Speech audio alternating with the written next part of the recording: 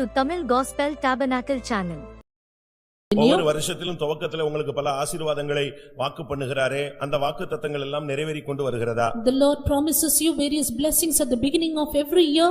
Is it being fulfilled in your life? நீங்கள் ஆபிரகாமுடைய வாழ்க்கையை பாருங்கள். Look at the life of Abraham. இந்த இரண்டு ஆசீர்வாதங்களும் நிறைவேற்றப்பட்டதை நீங்கள் வாழ்க்கையில கண்கூடாய் வேத புத்தகத்திலே படிக்கலாம். And through your eyes, through the word of God, you can see as to how it was fulfilled in his life. Eliezer ரெபெக்காளை அழைத்துக் கொண்டு வரும்பொழுது அந்த வீட்டில் ஒரு வார்த்தை சொல்கிறான், என்னுடைய எஜமான் சீமானா இருக்கிறார் என்று சொன்னான். When Eliezer is bringing Rebekah into the house, he said, my husbandman is rich. அதே நேரத்திலே தன்னுடைய ஆவிக்குரிய தரிசனத்தை விடாமல் கானானின் பயணத்தை தொடர்ந்து போய் கானானை சொந்தமாக்கினான். At the same time, he did not lose his spiritual vision, but journeyed towards Canaan and inherited it. இந்த சூழ்நிலையிலும் தன்னுடைய மகனை எகிப்துக்கு கொண்டு போக கூடாது, பழைய தேசத்துக்கு கல்தேயர் தேசத்துக்கு போய்விடக் கூடாது என்பதிலே மிகவும் கவனமாக இருந்தான். He was very attentive that his son should not go into the land of Egypt, into the land of the Chaldeans. அந்த ரெண்டு வாக்குத்தத்தங்களும் அவனுக்கு நிறைவேற்றப்பட்டது. And both these promises were fulfilled in his life. ஆவிக்குரிய ஆசீர்வாதமும் அவனுக்கு இருந்தது, ஆவிக்குரியவனாகவும் இருந்தான்.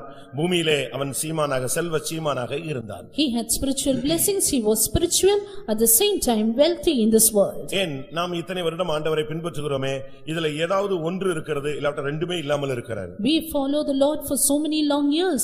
We have one of these either blessings and sometimes not even one. இந்த கூட்டத்தில் மூன்று கூட்டம் ஜனங்களை பிரிவுகளை நாம் பார்க்கலாம். And here we can see three classes of people. ஒன்று ஆவிக்குரிய ஆசீர்வாதங்களை பெற்றவர்கள். One, those who have spiritual blessings. இன்னொரு கூட்டம் பூமிக்குரிய ஆசீர்வாதங்களை பெற்றவர்கள். The other, those who have earthly blessings. ஒரு சிறிய கூட்டம் தான் ரெண்டு விதமான ஆசீர்வாதங்களை பெற்று தன்னுடைய லைஃபை மெயின்டெய்ன் பண்ணுகிறார். And it is only a small group which maintains their life with both these blessings. இந்த ரெண்டு விதமான ஆசீர்வாதங்களை பெற்ற அந்த சின்ன கூட்டம் தான் சீயோனாய் எருசலேமாய் மாறப்போகிறது. And it is that small group which has both these blessings will be turned into Zion and Jerusalem. நான் சொல்லுவது நீங்கள் சிந்திக்க வேண்டும் என்று ஆவியானவர் பேசுகிறார். And the Spirit of God says you have to ponder over what I say. நான் திரும்பவும் சொல்லுகிறேன். I repeat. ஒரு மனிதன் ஆவிக்குரிய ஆசீர்வாதங்களாகிய சகலவிதமான நன்மைகளையும் தெய்வீகங்களையும் பெற்றுக்கொண்டு அருமையான தீர்க்கதரிசனங்களும் பிசாசை ஓட்டிவிட்டு கடைசில ஊரெல்லாம் கடன் வாங்கி விட்டோ, இல்லாவிட்டால் ஊரெல்லாம் சண்டை போட்டு விட்டோ, இல்லாவிட்டால் எல்லாரோடும் ஒரு பிரிவினையை வைத்துக் கொண்டோ அவன் பரலோகம் செல்ல முடியாது. A man having all his spiritual blessings with all graces and gifts and all blessings, if he goes about getting debts and picking up a quarrel, there is no use in it. இரண்டாம் ராஜாக்கள் 4ஆம் அதிகாரம் 1ஆம் வசனத்திலே ஒரு தீர்க்கதரிசி மரித்து விட்டான். And in 2 Kings chapter 4 verse 1 we see a prophet dying. அவன் கடன் வாங்கி கடன் கொடுக்க முடியாமல் மரித்து விட்டான். கடன் கொடுக்காமலே மரித்து விட்டான். He took the gifts but unable to owe, he died. இப்பொழுது அவனுடைய பிள்ளைகளை அடிமைப்படுத்த கடன் கொடுத்தவன் வருகிறான். Now the creditors came in to bring his sons as bond. அந்த பெண் எலியா தீர்க்கதரிசியினிடத்திலே ஓடுகிறாள். It is then the woman runs to the prophet. அங்கே போய் அவள் என்ன சொல்லுகிறாள்? And what does she say there? என் புருஷன் கர்த்தருக்கு பயந்து நடந்து தீர்க்கதரிசனம் சொன்னான் என்று உமக்கு தெரியும், ஆனா இப்போ இவ்வளவு பிரச்சனையாகி விட்டது. You know thy servant my husband feared the Lord, but now there is so much problem. அவன் தீர்க்கதரிசனம் சொன்னான். He prophesied. கர்த்தருக்கு பயந்து நடந்தான். He was fearing God. ஆனால் கடன் வாங்கி விட்டான், மரித்து விட்டான், பிள்ளைகள் அடிமைத்தனத்துக்குள் போகிறது. But he took debts, he died, and now the children are under the bondage. ஆனா 128ஆம் சங்கீதம் 1ஆம் வசனம் என்ன சொல்லுகிறது? That is what Psalm 128:1 says. கர்த்தருக்கு பயப்படுகிற மனுஷன் இவ்விதமாய் ஆசீர்வதிக்கப்படுவான், உன் கைகளின் பிரயாசத்தை சாப்பிடுவாய், பாக்கியம் நன்மை உனக்கு உண்டாயிருக்கும், நீ கடன் வாங்குறது இல்லையே. Thus shall the man be blessed that feareth the Lord. You will have goodness and mercy all the days of your life, and you will not get debts. கர்த்தருக்கு பயந்து நடந்தான்னு அந்த மனைவி சொல்றா, ஆனா கர்த்தருக்கு பயந்து நடந்த மனுஷன் ஆசீர்வதிக்கப்படுவான் தான் பைபிள் சொல்லுது. And here the woman says he feared the Lord, but the word of God says they will be blessed. இதுக்கு காரணம் என்ன? What is the reason? அதை தான் நாம் இப்பொழுது கற்றுக்கொள்ள வேண்டியது அவசியம். That is what we have to learn now.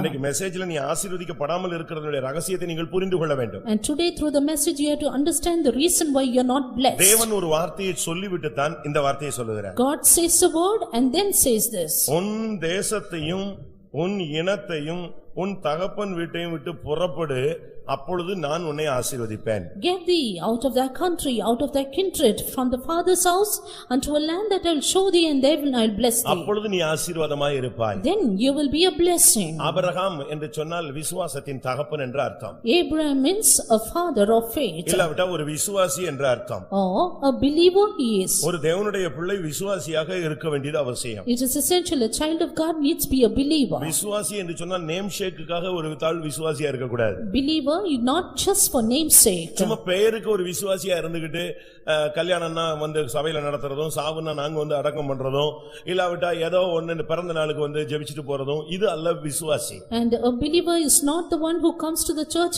just for his wedding, for his birthday and for his death. இல்லாவிட்டா ஒரு தசமபாகம் கொடுத்து சபையில ஒரு சப்ஸ்கிரைபரா நீ சேர்ந்துக்கிறது அல்ல. Or not being a subscriber in the church by giving the tithes. நீ இந்த பெந்தேகோஸ்தே சபையில நீ ஒரு சந்தாதாரர் கிடையாது. You are not a subscriber in the Pentecostal church. இந்த சர்ச்சில நீ ஒரு விசுவாச வீரனாய் நிற்க வேண்டும். But you need to be a hero of faith in the church. கிரியை இல்லாத விசுவாசம் செத்தது. Faith without works is dead. ஒரு விசுவாசின்னு சொன்னா அவனுக்குள்ள விசுவாசம் இருக்கணும். A believer should have faith in him. பேச்சில் விசுவாசம், faith in his works, தரிசனத்தில் விசுவாசம், faith in his vision, செயலில் விசுவாசம், faith in his deed. எல்லாவற்றிலும் அந்த விசுவாசத்தை தேவன் எதிர்பார்க்கிறார். As God expects that faith in everything he doeth. விசுவாசம் கிரியைகளோடு கூட முயற்சி செய்து பூரணப்படுகிறது என்று காண்கிறோமே. And we see that faith is made perfect through works. தான் விசுவாசிக்கிறவர் இன்னார் என்று விசுவாசித்து முழு நிச்சயமாய் நம்பி தேவனை துதித்து ஆபிரகாம் விசுவாசத்தில் வல்லவனாய் மாறினான். And Abraham became valiant in faith, praising God with all of his heart, knowing whom he believed. சில காரியங்களை விட்டு நீங்கள் வெளியே வந்தால்தான் இந்த ஆசீர்வாதம் எல்லாம் வரும். Only if you come out of certain things will these blessings follow you. Abraham விட வேண்டியது என்ன? What had Abraham to leave? இத நீங்க மெசேஜாவும் எடுத்துக்கலாம், சுத்திகரிப்பாவும் எடுத்துக்கலாம். You can take this as a message as well your sanctification. இன்னொரு பகுதியிலே ஆசீர்வாதத்துக்குரிய தடை என்னங்கறது நீங்க அண்டர்ஸ்டாண்ட் பண்ணி சரிப்படுத்திக்கலாம். With this you can set right what is your hindrance from attaining the blessings. நீங்க உங்களுடைய ஆசீர்வாதத்துக்குரிய தடையை நீங்களே நீக்கலாம். And you yourselves can put out that hindrance from your life. Abraham மரித்தபோது When Abraham died, பெலிஸ்தர்கள் வந்து அவன் வெட்டி வைத்திருந்த துறவுகள் எல்லாம் மண்ணள்ளி போட்டு மூடிட்டாங்க. Philistines came and stopped the wells which he digged by the earth. விசுவாசம் குறைய குறைய உன்னுடைய ஊற்றுக்கண்களை பிசாசு மண்ணள்ளி போட்டு உலக பிரகாரமான காரியங்களை போட்டு மூடிடுவான். Even as your faith decreases, the devil will stop your wells by earthly matters. Isaac ஒன்றொன்றாக தோண்டினான். Isaac digged one by one. அதுபோல உன்னுடைய ஆசீர்வாதத்தின் தடைய இப்போ வேதவசனத்தின் வெளிச்சத்துல நான் சொல்லும் பொழுது நீ ஒவ்வொன்றாய் தோண்டினால் உனக்கு ஆசீர்வாதம் இன்றைக்கு கூட கிடைக்கும். So sit, if you today you will dig out the wells which hindered your blessings, then you will get all the blessings today. இதே பைபிள் வச்சிருக்கிறவன் கோடீஸ்வரனா இருக்கிறான், இதே பைபிள் வச்சிருக்கிறவன் தரித்திரனும் இருக்கிறான். A man who has this same Bible is rich as well. A man who has this same Bible is poor also. இதே Bible உள்ளவன் அபிஷேகத்துல நிறைவுல இருக்கிறான், இதே Bible வச்சிருக்கிறவன் தூங்கிட்டு இருக்கிறான். A man who has this Bible has the anointing, and a man who has this Bible also sleeps. அவன் பயன்படுத்த வேண்டிய விதம் அவனுக்கு தெரியல. Because he doesn't know the way he has to use it. ஒரு குழந்தையின் கையில ஆயிரக்கணக்கான பணத்தை கொடுத்தா அது ஒரு பேப்பர்னு கிழிச்சு போட்டுக்கும். If you give thousands of notes to a scavenger, he will only pour it out. இந்த மார்க்கம் ஆசீர்வாதத்தின் மார்க்கம். But this religion is a religion of blessing. இந்த ஆசீர்வாதத்தை நீங்க சரியா பெறணும், சரியா மெயின்டெய்ன் பண்ணணும். And you have to get this blessing rightly and maintain it properly. முதலாவது தேவன் அவனுக்கு சொன்னார், ஃபர்ஸ்ட் அவன்ட்ட பேசினதே நீ விடு, சில காரியங்களை விட்டு புறப்படுன்னு தான் பேசினார். The first thing that God spoke to Abraham was to get out of some things. அவன்ட்ட பேசினது ரொம்ப கடினமான உபதேசம் அல்ல. And it was not a hard doctrine. அது அவனால் விட முடியும். And he could leave it. இந்த சத்தியம் உனக்கு கடினமானதல்ல. இந்த சத்தியம் யாருக்கெல்லாம் கடினமா இருக்குன்னு நினைக்கிறாங்களோ அவங்களை இந்த சபையில கர்த்தர் கொண்டு வர்றது இல்ல. This truth is not hard for you. Those who think this is hard, God will not bring them to this church. இந்த சபையில ஒருத்தனை கொண்டு வரார்னா இந்த சத்தியத்தின்படி நடக்கிறவனை மட்டும் தான் கர்த்தர் கொண்டு வருவார். If a God brings one to the church, only those who can walk according to the truth will he bring. இந்த சத்தியத்தை விளங்கிக் கொள்றதுக்கே உனக்கு ஒரு gift வேணும். And you need a gift to understand the truth. மத்தேயு 19ஆம் அதிகாரத்திலே பார்க்கும் பொழுது Matthew's Gospel 19, 11ஆம் வசனம் என்ன சொல்லுகிறது? what does verse 11 வரம் say? பெற்றவர்கள் தவிர மற்றவர்கள் இந்த பெந்தேகோஸ்தே வசனத்தை ஏற்றுக்கொள்ள மாட்டார்கள். All men cannot receive this saying which Pentecostal men teach, save they to whom it is given. இந்த வசனத்தை ஏற்றுக்கொள்றதுக்கே உனக்கு ஒரு gift வேணும். Therefore you need a gift to accept this word. அந்த gift உள்ளவங்களை மட்டும் தான் கர்த்தர் இங்க கொண்டு வரார். And only those who have this gift the Lord will bring them here. அப்படியானால் இதனால இந்த சத்தியத்தின்படி உன்னால நடக்க முடிய வைக்க அவருக்கு சக்தி உண்டு. If it is so, you will be able to walk according to this truth, and he has the truth to make you walk in it. முதல் அவனுக்கு சொன்ன வார்த்தை என்ன? And what is the first word he gave? இரண்டாவது வசனத்தை முதல்ல சொல்லாம முதலாவது வசனத்தை அந்த விட்டுவிட வேண்டிய காரியத்தை முதலாவது சொல்லுகிறார். Why did God say the first thing he has to leave and then the blessing? நம்ம ஒரு வசனத்துல ஒரு கடிந்து கொள்ளுதல் இருந்துச்சுன்னா அதை விட்டுட்டு ஆசீர்வாதமா இருப்பாங்கறத மட்டும் தான் டேஷ் போட்டு நம்ம எழுதி பைபிள்ல வச்சுக்கிறோம். When we read a verse in the Bible, first of all we underline the word of blessing and then the chastisement. அப்படிதானே நம்முடைய பழக்கமா இருக்கிறது. That is our usual practice. பிரியமானவர்களே அப்படி அல்ல. But beloved, it is not like that. ஆசீர்வாதத்தின் வழியை தேவன் அருமையாக ஃபர்ஸ்ட் பேசும்போதே சொல்லிட்டார். முதல் பேஸ்ட் பரலோகத்திலிருந்து தேவன் அவன்கிட்ட பேசுறாரு, உன் தேசத்தை விடு. Right when the Lord speaks, he first says the ways of blessing and he says you get out of your land. உன் இனத்தை விடு. You get from thy kindred. உன் தகப்பன் வீட்டை விடு. Get out from thy father's house. அதுக்கு பின்பு தான் கர்த்தர் சொல்றார், நான் உன்னை ஆசீர்வதிப்பேன். And then the Lord says, I will bless you. இந்த தேசம் என்றால் என்ன? What is this country? தேசம் என்று சொல்லும் பொழுது அவன் ஊர் என்னும் கல்தேயர் தேசத்தைச் சேர்ந்தவன். And that when you say of the country, he belongs to the land of Chaldees, which is Ur. அப்படிதான் பைபிள் சொல்லுகிறது. That is what the word of God says. அவனுடைய ஊர் வந்து அவனுடைய ஊரே அந்த பெயருக்கு ஊருமே அதுவும் ஊர்தான். His native place was Ur of the Chaldees. ஆதியாகமம் 11:28ல பார்க்கும் பொழுது ஆரான் தன் ஜன்ம பூமியாக ஊர் என்கிற கல்தேய பட்டணம் என்று சொல்லி இருக்கிறார். Genesis 11:28 and he had this nativity which is Ur of the Chaldees. அந்த ஊர் என்றால் என்ன அர்த்தம்? What is this Ur speak of? அதுக்கு ரெண்டு அர்த்தம் இருக்கிறது. It has two meanings. ஒன்று ஜுவாலை, one flame, மற்றொன்று சர்ப்பம் இருக்கும் பொந்து. other the place where the serpent hides. அதுதான் அந்த ஊருடைய அர்த்தம். This is the name of that Ur. ஊர் என்கிற அந்த பெயருடைய அர்த்தம் வந்து ஒன்று ஜுவாலை, மற்றொன்று சர்ப்பம் இருக்கிற பொந்து. This place has two meanings, one flame, the other the place where the serpent hides. தேவன் உன்னை ஆசீர்வதிக்கணும்னா முதலாவது இந்த சர்ப்பம் இருக்கிற பொந்த விட்டு நீ வெளியே வரணும். If God has to bless you, first of all come out of this hole where the serpent lies. பாம்பு இருக்கிற பொந்துக்குள்ள போய் யாராவது உட்காருவீங்களா?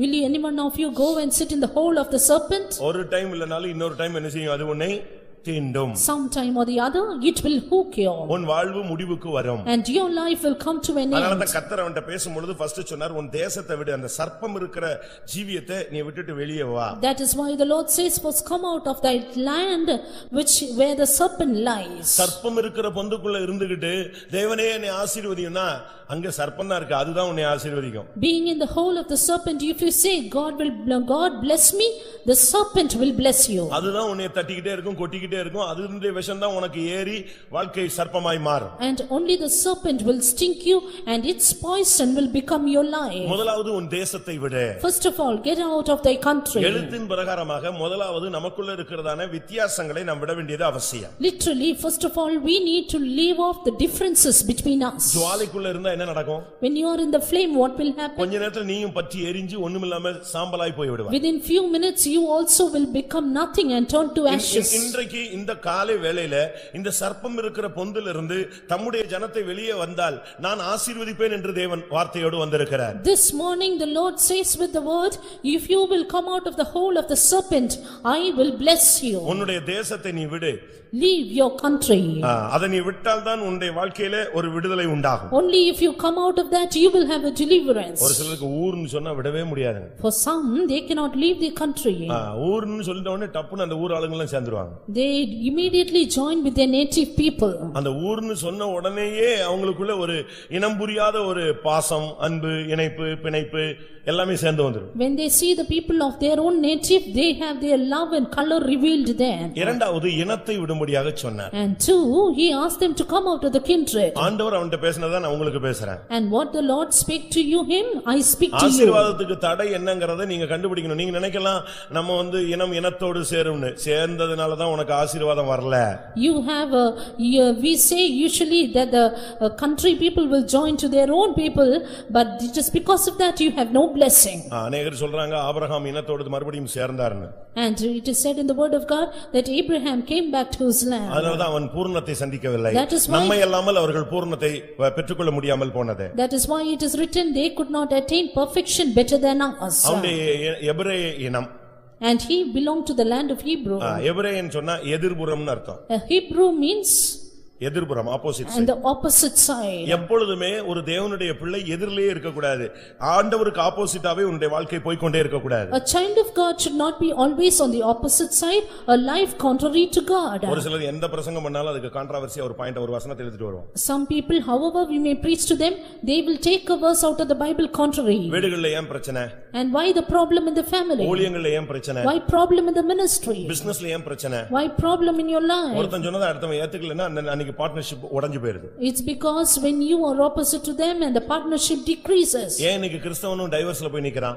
Why even today the Christians divorce? அங்கேயுமே அந்த பிரச்சனை தான். Even there it is that problem. ஒருத்தர் சொன்னதை ஏத்துக்கலங்கும்போதே பிரிவினை வந்துரும். They are unable to accept the saying of the other and there is division. உன்னுடைய இனத்தை விட வேண்டியது அவசியம். Beloved, you have to leave thy kindred. இனத்தை விடாததனால புதிய ஏற்பாட்டில் ஒரு சம்பவம் நடந்தது. Because they did not leave the kindred, one thing happened in the New Testament. Pavul ஒரு independent preacher. Saint Paul was an independent preacher. அவனை பர்னபா சந்தித்து அப்போஸ்தல ஐக்கியத்திலே கொண்டு வருகிறார். Barnabas met him and took him to the apostolic ministry. பர்னபாவும் பவுலும் இப்பொழுது ஊழியங்களில் அற்புதங்களை செய்து கொண்டே வருகிறார். Now Barnabas and Paul did wonders in the ministry. இந்த பவுல் பர்னபாவை கூட மார்க் ஜாயின் பண்ணிக்கிட்டான். And Mark joined along with this Paul and Barnabas. ஆனா ஒரு இடத்துல ஒரு ஊழியத்துக்கு போன இடத்துல பிரச்சனை வந்து விட்டது. But there was a problem in the place where they did the ministry. அந்த சந்தர்ப்ப சூழ்நிலையை பார்த்துட்டு மார்க் ஓடி போய்டான். Looking at that situation, Mark fled away. பிரச்சனையான நேரத்துல அவன் இல்ல. And in that problematic situation he was not there. இப்ப மறுபடியும் அவங்க சுவிசேஷ பிரயாணம் தொடங்குறாங்க. Now again they began the missionary journey. மறுபடியும் வந்து மார்க் ஜாயின் பண்றான். Again Mark joined them. அப்ப பவுல் சொன்னாரு இவன் வர வேண்டாம். Then Paul said he need not come. இவனை என்னால கூட்டி போக முடியாது. I cannot take him with me. ஏன்னா இவன் வந்து ஓடுற ஆளு. Why? Because he flees away. இவனை நம்பி நம்ம ஒரு ஊழியத்தை கொடுக்கவும் முடியாது. இவனை நம்பி நம்ம கூட வச்சிருக்கவும் முடியாது. I cannot give him a ministry believing him and cannot keep me with him. நம்ம ஆளுங்க கூட சிலர்லாம் அப்படி நடப்பாங்க. And some of us also are like that. நல்லா உட்கார்ந்து பேசிட்டு இருக்கும்போது இருப்பாங்க. வேலையை தொடங்குவோம் அப்படினா போதும் வண்டி எங்க இருக்குனே தெரியாது. ஓடிடும் எஸ்கேப் ஆயிடும். They start and chat well, but when we say come let us work, they flee away. இல்ல பிரேயர் ஸ்டார்ட்னா போதும் ஆளு இருக்க மாட்டாங்க. And when we say the prayer starts, they disappear. அதே போல மார்க் அப்படி ஒரு டிசைன்ல உள்ள ஆளு. And Mark was of such a disguise. என்ன நடந்தது? What happened? பவுல் சொல்றாரு அவன் வேண்டாப்பா நம்ம போலாம் ஊழியத்துக்கு. Saint Paul said he need not come, let us go on. பர்னபா சொன்னா அவன் வந்தாதான் நானே வருவேன். Barnabas said so only if he come I will come. கடைசில அவன் பார்த்தான் அப்ப நீயும் வேண்டாம் அவனும் வேண்டாம். Then finally he said you also need not come, he also need not come. பவுலும் சீலாவும் புறப்பட்டாங்க. மார்க் பர்னபாவை கூட்டிட்டு பர்னபா மார்க்க கூட்டிட்டு அவன் வேற ரூட்ல போய்ட்டான். Paul and Silas they went on their way and Mark and Barnabas they went on their way. இதுக்கு ரகசியம் என்ன? What is the secret of this? பர்னபாவை வந்து மார்க்கோட இனத்தான் என்று பைபிள் சொல்லுது. And the word of God says Barnabas ஊழியத்துல ஜாதியை கொண்டு வந்துட்டா ஊழியம் நடுரோட்ல தான் நிக்கும். And if you bring the kindred or the caste in the ministry will be on half the way. அதுதான் அங்க நடந்தது. That is what happened there. Mark தன் இனத்தானாகிய பர்னபா தன் இனத்தானாகிய மார்க்குவை அப்படினு ஒரு வசனம் இருக்கு. And there's a verse which says Barnabas joined with Mark who is of same kindred. நான் பண்ற பிரசங்கம் எனக்கும் உண்டு உங்களுக்கும் உண்டு இங்க உட்கார்ந்திருக்கிற ஊழியக்காரங்களுக்கு. And I who preach for all the servants of God and believers have this. ஏன் ஒரு ஊழியக்காரனுடைய ஊழியம் ஷைன் பண்ணல? Why the ministry of a servant of God is not shining? ஏன் அவன் ஆசீர்வதிக்கப்படவில்லை? Why is he not blessed? ஏன் அவனுடைய ஊழியத்தினால மற்றவன் ஆசீர்வதிக்கப்படல? Why are the others not blessed because of his ministry? இந்த தேசத்தை விடல. Because he has not left his இந்த kindred. இனத்தை விடல. Not left his country. மூன்றாவது தகப்பன் வீட்டை விடணும். And thirdly forsake the father's house. நீ கானானுக்கு அந்த இனம் என்று சொல்லும் பொழுது எபிரேயன் நீ கானானுக்கு போகும்போது நீ எதிர்புறம் போனால் என்ன ஆகுறது? Kindred means Hebrew, and when you go to the opposite side, when you go to Canaan, what will happen? நீ பரலோகத்துக்கு நேரா போணும். நீ நரகத்துக்கு நேரா போயிட்டு நான் போறதெல்லாம் பரலோகம் சொல்லிட்டு இருக்க கூடாது. You have to go towards heaven and you should not take the opposite direction which is to hell. லோத்தினுடைய மனைவி உப்புத்தூண் ஆனாள். Lot's wife became a pillar of salt. அத போய் பார்த்தவங்க ஆரம்பத்துல சொல்றாங்க. People who went there and looked said, உடல் சோவாரை நோக்கி முகம் மட்டும் எங்க திரும்பி சொல்லுங்க சோதோமை நோக்கி. Her body faced Sower while her face faced Sodom. கால் ஓடுறது கை ஓடுறதெல்லாம் எங்க பார்த்திருக்கு? சோவாரை பார்த்து. முகம் திரும்பி இருக்கிறது எதை பார்த்து? சோதோமை பார்த்து. Legs and hands towards Sower while face turned towards Sodom. பரலோகம் போறேன்னு சொல்லிட்டே நீ நரகத்துக்கு போய் விழுந்துட கூடாது.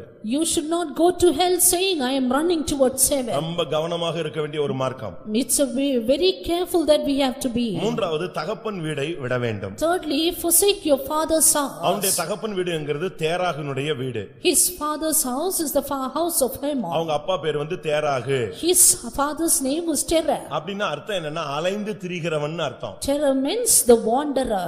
இந்த சத்தியத்துல வந்துட்ட பிறகு நீ சுத்திக்கிட்டே இருக்க கூடாது. அந்த சபைக்கு போனேன், இந்த சபைக்கு போனேன், அங்க 2 நாள் இருந்தேன், இங்க 2 நாள் இருந்தேன், அங்க 3 நாள் போனேன், அங்க அப்படி இருந்துச்சு, இங்க எப்படி இருந்துச்சு, இப்படியே நீ சுத்திக்கிட்டே இருந்தேன்னா கடைசி வரைக்கும் சுத்தலாம். After coming to this earth, to this truth, you should not keep on wandering to this and that fellowship.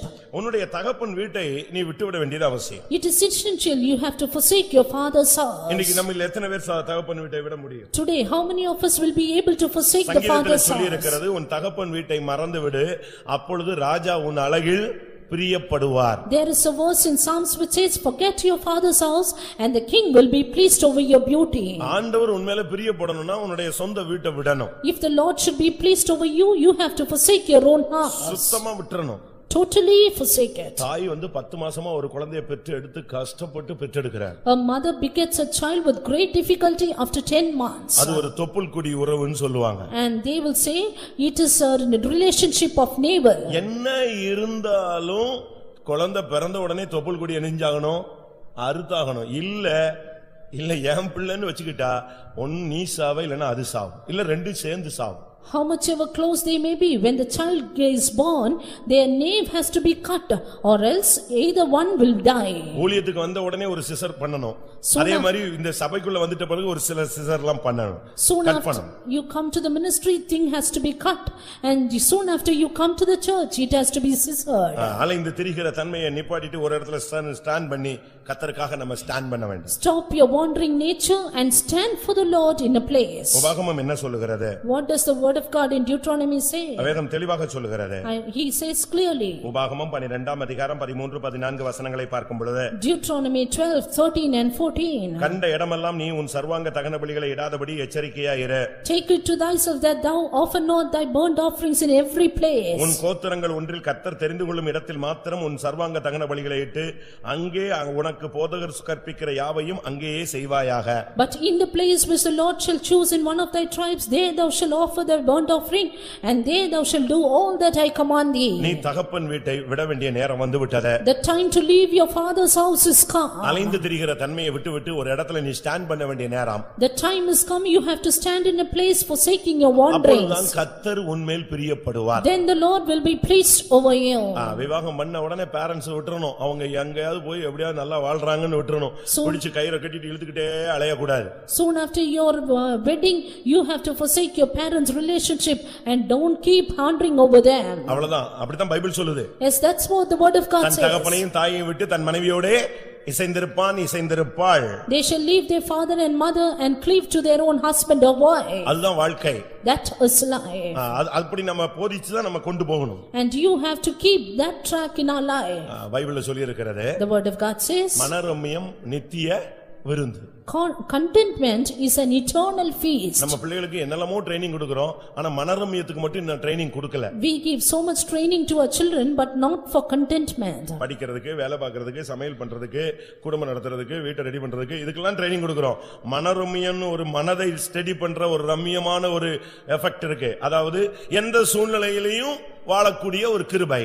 We train them to go to school, to go to college and to go to their job and do everything, but there is a training for contentment to live in any situation they are in. கல்யாணம் முடிஞ்ச உடனே ஒரு 2-3 நாள் விருந்து நடக்கும்.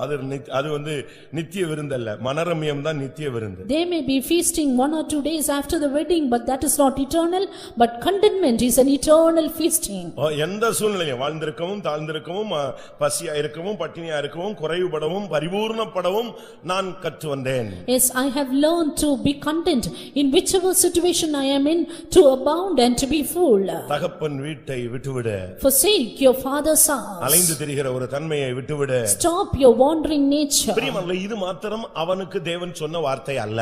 And this is not just the word the Lord told him. அவன் விட வேண்டிய பல காரியங்களை கர்த்தர் அவன்ட்ட கொஞ்சம் கொஞ்சமா ட்ரெயின் அப் பண்ணி தான் அவனை பூர்ணத்துக்கு கொண்டு வருகிறார். Little by little the Lord trained him up to forsake many other things and brought him to Canaan. தேசத்தை விட்டாச்சு, He forsook his country, இனத்தை விட்டுட்டான், left his kindred, தகப்பன் வீட்டை விட்டுட்டான். left his father's house. ஆனா எக்ஸ்ட்ரா ஒரு ஆளை இழுத்துக்கிட்டே வரான். And now, but he is having an extra person with him. யார் அவன்? Who is he? Lot. Lot.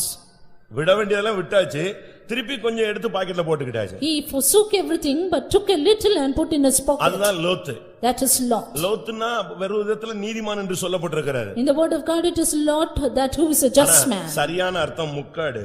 But the right thing is he is a veil. நீ உன்னுடைய வாழ்க்கையிலே ஆசீர்வதிக்கப்படாமல் இருக்க உன்னுடைய முக்காடு நீங்க வேண்டும். But that you may be blessed in your life, your covering or veil need to be dispelled. சகோதரிகள் முக்காடு போடுவது வேதத்தின் அடிப்படையில் போடுகிறது. Sisters put their veil according to the word of God. ஒரு சகோதரன் முக்காடு போடுறான்னா வெக்கத்தை மூடுறதுக்கு முக்காடு, வெக்கப்பட்டு மூடுறதுதான். அந்த பேப்பர்ல திடீர்னு பாருங்க, லஞ்சம் போட்டவங்க லஞ்சம் வாங்கினவங்க எல்லாம் பிடிச்சிருவாங்க. அவங்க முகத்தை காட்டுறதுக்கு ரொம்ப என்ன செய்வா, யோசிச்சுட்டு ஒரு துணியை போட்டு மூடிக்குவாங்க. But you know brothers, they cover their head for their shame. That is what they put up in the newspapers also. உன்னுடைய வாழ்க்கையில தலைகுனிவான வாழ்க்கை ஜீவியத்தை நீ விட்டுவிட வேண்டியது அவசியம். Even in your life you need to forsake a life in which you have to bow your head. பாருங்க, ஆனா கொஞ்ச நாள் கழிச்சு அதை விட்டுட்டான். And he forsook that after some time. ஒரு சான்ஸ் வந்த உடனே லோத்தை விட்டுட்டான். And at one chance he forsook Lot. திருப்பி ஒரு சான்ஸ் வருது, லோத்துக்காக போய் சண்டை போடுறான். Again another chance he strove for Lot. திரும்பவும் அவனை விட்டுட்டு வெளியே வர்றான். Again he left him and came out. பிரியமானவர்களே, நீங்க விட்டு மறுபடி நாய் தான் கக்கினதை தின்கிறது போல திரும்ப ரிவர்ஸ் இந்த வருஷத்துல நீ எத்தனை ட்ரிப் போனேங்கிறது உனக்கே தெரியும். Beloved, once you well know as to how you return to your vomit again as the dog does. நான் ரொம்ப டஃப்பா பேசுறேன்னு நினைக்க கூடாது. Don't think I am speaking tough. வசனம் வந்து பட்டர் கிடையாது, அது பட்டயம். And the word of God is a sword. அப்படிதானே? வசனம் வந்து பட்டர் கிடையாது, வெண்ணெய் கிடையாது, நெய் கிடையாது. அது என்னது? பட்டயம். The word of God is not a butter, it is a sword. அது வெட்டும், உன்னையும் வெட்டும், என்னையும் வெட்டும், இருக்கிறவன் எல்லாரையும் வெட்டும். It will cut you, it will cut me and all. லோத்தை நீ விடணும், விட்டுட்டு திருப்பி அவன் பின்னாலே போக கூடாது. You have to forsake Lot, don't get back to him again and again. கர்த்தருடைய பரிசுத்த நாமத்துக்கு மகிமை உண்டாவதாக. Glory be to God's holy name. இந்த லோத்துக்காக ஒரு ட்ரிப் போய் சண்டையில போய் சேர்ந்துட்டான். And to this Lot, for this Lot he strove. இவன் போய் சண்டையை போட்டு திரும்பி வரும்பொழுது அந்த சோதோமின் ராஜா சொல்றாரு, எல்லாத்தையும் எடுத்துக்கங்க, எங்க ஜனத்தை மட்டும் எனக்கு தாங்கன்னு கேக்குறாரு. When he returned from the strife, king of Sodom said, you take everything but give my people. அப்பொழுது ஆபிரகாம் அழகான ஒரு வார்த்தை சொன்னான். Then Abraham said a beautiful word. சோதோமின் ராஜா என்னை பணக்காரனாக்கி விட்டேன் என்று சொல்லிவிடக் கூடாது. And lest the king of Sodom say, he has made me rich. Abraham சோதோமின் ராஜாவை பார்த்து, ஆபிரகாமை நான் ஐசுரியவானாக்கினேன் என்று நீர் சொல்லாதபடி எனக்கு ஒன்றுமே வேண்டாம். Abraham looking at the king of Sodom said, I do not want anything from you, lest you say, I have made Abraham rich. மற்றவன் உன்னை பணக்காரனாக்க கூடாது. Others should not make you rich. மனுஷன் உன்னை பணக்காரனாக்க கூடாது. Man should not make you rich. தேவன் உன்னை பணக்காரனா மாத்தணும். But God should make you wealthy. இதுக்கு என்ன சரியான அர்த்தம்? What is the right meaning of it? உன்னுடைய மாமனாரோ மாமியாரோ உன்னை பணக்காரனாக்க கூடாது. டவுரி வாங்கி நீ பணக்காரனாயிர கூடாது. அந்த பணத்தை சொல்லல, இதெல்லாம் தூக்கி எறியணும், அவன்தான் பரலோக ராஜ்யத்துல போய் சேருவான். This is not about the money which you get as dowry. Your mother-in-law and father-in-law should not make you rich. Only such ones can go to heaven. தவறான விதத்துல சம்பாதிச்சு நீ பணக்காரனாக கூடாது. You should not become rich by false earnings. அடுத்தவன் சொத்தை எடுத்துட்டு நீ பணக்காரனாயிர கூடாது. You should not become rich by taking from others. அண்ணன் தம்பி சொத்துல அதிக சொத்தை தூக்கி வச்சுக்கிட்டு கர்த்தர் எனக்கு கொடுத்தாரு நீங்க வந்து சாட்சி சொல்ல கூடாது. Taking the property of your brethren, don't testify God made me rich. நீ டவுரி வாங்கிட்டு அதுல வந்து தசமபாகம் கொடுக்க கூடாது. Taking the dowry, don't give the tithes of it. நாயின் கிரயமும் வேசியின் பணயமும் தேவனுடைய வீட்டுக்கு வர கூடாது. The price of the dogs and of the adulterers should not come into the house of God. நீ ஒரு 15 லட்சம் டவுரி வாங்கிட்டு அதுல ஒரு 1.5 லட்சம் ரூபாயை கொண்டு வந்துக்கிட்டு அதுக்கு உடனே உனக்கு ஒரு காபி உனக்கு ஒரு டிபன் கொடுத்து இந்த ஊழியக்காரன் அனுப்பி நீயும் நாரத்துக்கு போய் அவனும் சேர்ந்து இழுத்து Getting 50 lakhs of dowry and giving 1.5 lakhs as tithes and you getting coffee and drinks from the servants of God, don't bring all into hell. தேவன் உன்னை ஐஸ்வரியவானாய் மாற்றுவார். But God should make you rich. கர்த்தருடைய ஆசீர்வாதம் உனக்கு ஐஸ்வரியத்தை தரும். தேவன் அதனோடு வேதனையை கூட்டார். The blessing of the Lord will make you rich and God will add no sorrow to it. Abraham சொல்லுகிறார், Abraham says, ஆதியாகமம் 14 அதிகாரம் 22 வசனத்துல சோதோமின் ராஜாவை பார்த்து சொல்றான், ஆபிரகாமை நீர் ஐஸ்வரியவானாக்கி ஏற்படுத்தினேன் என்று நீ சொல்லிடக்கூடாது. Genesis 14:22 he says, lest the king of Sodom say, I have made Abraham rich. நான் ஒரு சரட்டையாகிலும் பாதரட்சியின் வாறு கூட ஒன்றிருந்து எடுக்க மாட்டேன். I will not take a thread nor even a shoe latchet from you. நான் சென்னையில இருக்கும்போது ஒரு பையன் வந்து பெண் பார்க்க வந்தான். When I was in Chennai, a boy came for his proposal. ஒரு வீட்டுக்கு கொண்டு போய் நான் காட்டினேன். I took him to a house and showed him. அவனுக்கு பிடிச்சிருச்சு. He loved that girl.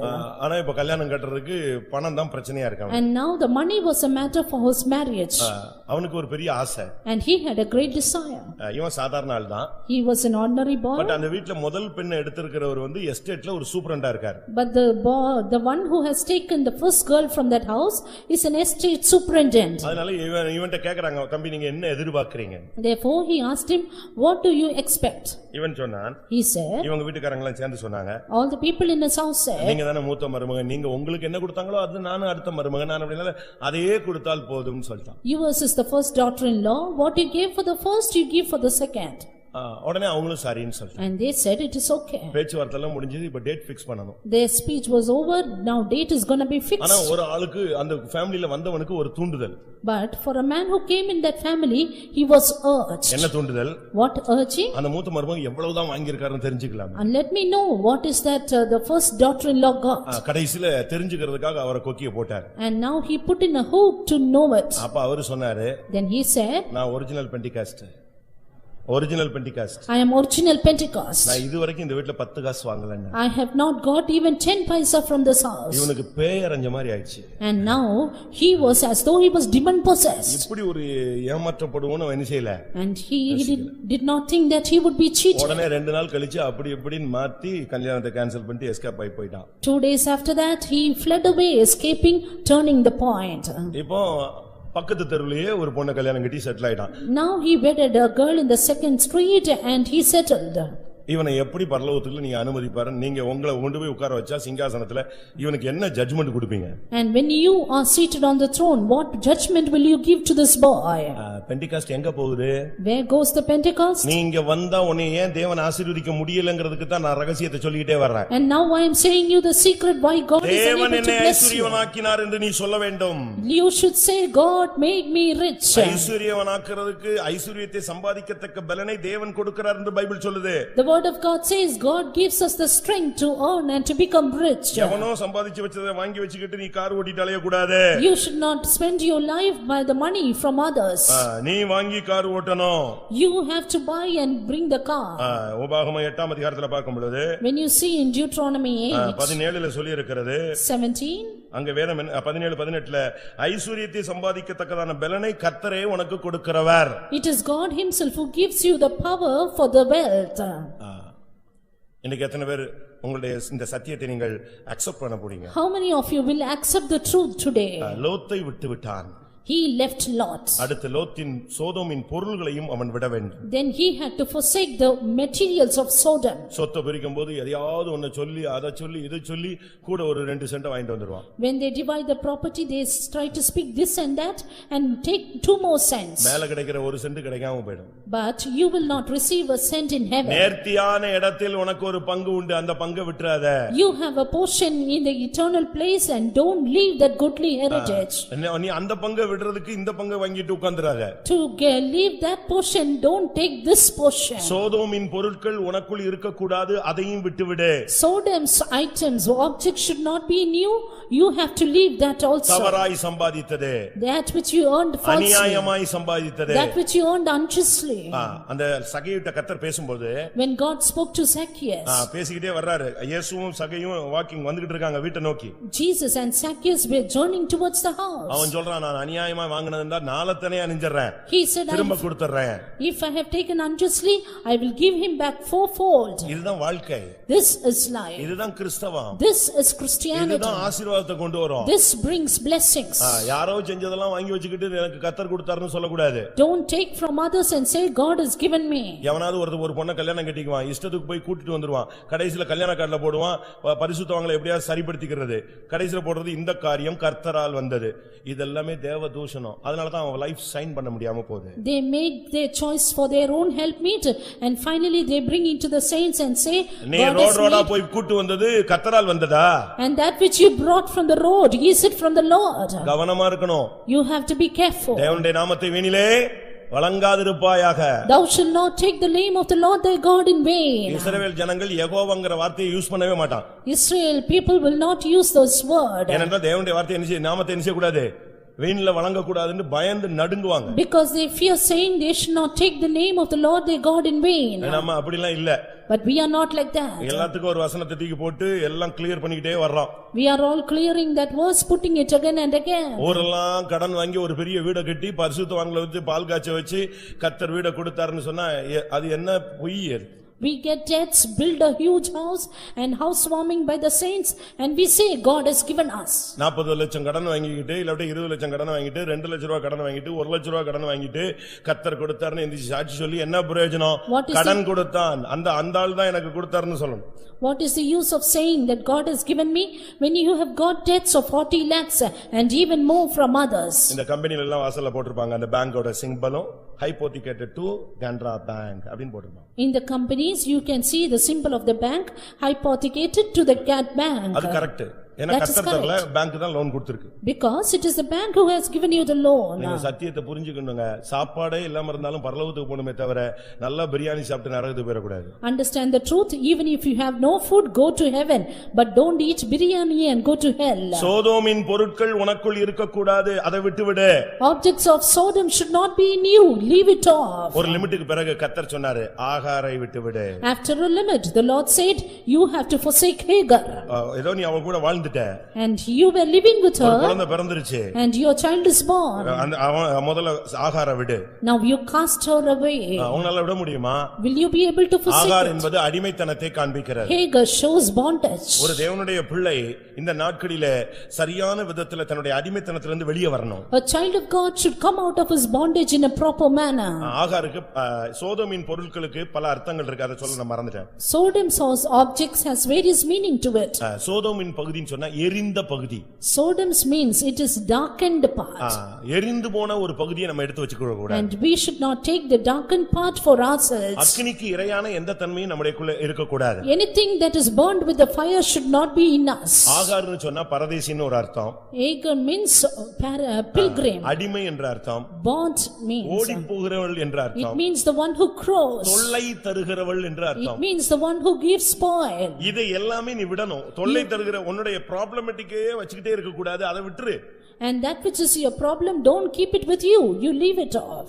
உனக்குள்ள இருக்கிற பாவத்தின் அடிமைத்தனத்திலிருந்து நீ வெளியே வரணும். And you have to come out of the bondage of sin which is over you. ஆண்டவரே என்னை ஆசீர்வதின்னு சொன்னேனா இத நீ கிளியர் பண்ணி பாரு, தானாவே ஆசீர்வாதம் வந்துரும். When you clear all this, you can see blessings coming in automatically. பாவத்தின் அடிமைத்தனத்திலிருந்து வந்து நீ வெளியே வந்து நீ தேவனுக்கு அடிமையானால் உனக்கு பரிசுத்தமாகுதல், உனக்கு கிடைக்கும் பலன், முடிவோ நித்திய ஜீவன். Coming out of your bondage of sin, if you become a servant to God, then you will have the eternity as eternal life and holiness will be the fruit of it. ஒரு டயத்துக்கு பிறகு கர்த்தர் சொன்னார் இஸ்மவேலையும் விட்டுரு. After a time God said forsake Ishmael. தன் மகனை குறித்து இந்த சொல்லப்பட்ட காரியம் அவனுக்கு மிகுந்த துக்கமா இருந்தது. And this thing said about his son was of great grief to him. ஆனா கர்த்தர் நைட்ல பேசினார். The Lord spoke to him. காலையில ஆகார கூப்பிட்டான், பிள்ளைய கூப்பிட்டான், பிள்ளைய கையில கொடுத்து ஒரு துருத்தி தண்ணீரை தூக்கி தோல்ல கொடுத்து நீ போயிட்டே இருன்னு சொல்லிட்டான். In the morning he called Hagar her son and he gave him a bottle of water and said you go away. வேறுபாட்டின் ஜீவியம் என்கிற போது பட்சபாதமே பார்க்க கூடாது, மனுஷ முகத்தெல்லாம் பார்க்க கூடாது, முகஸ்துதியை பார்க்க கூடாது. அவங்க என்ன நினைப்பாங்க, இவங்க என்ன நினைப்பாங்க, அவங்க அப்படி யோசிச்சிருப்பாங்களோ இவங்க இப்படி யோசிச்சிருப்பாங்களோ அப்படிலாம் நீ யோசிக்கவே கூடாது. ஆண்டவர் சொல்லிட்டா அவ்வளவுதான். ஆகார அனுப்பிட வேண்டியது இஸ்மவேல். இஸ்மவேல் என்று சொன்னால் துஷ்டன். துஷ்டனையும் உன்னை விட்டு வெளியே கொண்டு போனாதான் ஆசீர்வாதம் வரும். When you think of the world life of separation, don't look at the praise of man, don't look at what others think, but you have to forsake it at the word of God. Ishmael means wicked one, leave off the wickedness and you will have blessing. எத்தனை வருஷமா நீ இந்த துஷ்டனாகவே இருக்க போகிறாய்? How many years together you are going to be wicked? இன்னும் அந்த துஷ்ட சுபாவங்கள் உனக்குள்ள இருந்துகிட்டே இருக்குமா? Your wickedness nature will it still continue. நீங்களே யோசிச்சு பாருங்க. You think over. இன்னும் வருஷம் எத்தனை ஆச்சு? How many days since this year? ஒரு காலத்துல வாலிபர்களா இருந்தீங்க, தவறு செஞ்சீங்க. Once you were youth, you committed sin. ஒரு காலத்துல புதியவர்களா இருந்தீங்க, தவறு செஞ்சீங்க. Once you were great, you committed sin. ஆவிக்குரிய ஜீவிதத்துல குழந்தைகளா இருந்தீங்க, தவறு செஞ்சீங்க. You were childish in spiritual life, you committed sin. இப்ப அபிஷேகம் பெற்றாச்சு. Now you receive the சபையில ஒரு anointing. விசுவாசியா மாறியாச்சு. A believer in the church. பரிசுத்தவான்களுடைய ஐக்கியத்துல வந்தாச்சு. You are coming to the fellowship of saints. இன்னும் உன்னால துஷ்டத்தனங்களை விட முடியலன்னா நம்ம என்ன பண்ண முடியும்? Still you are unable to leave your wickedness. What can we do?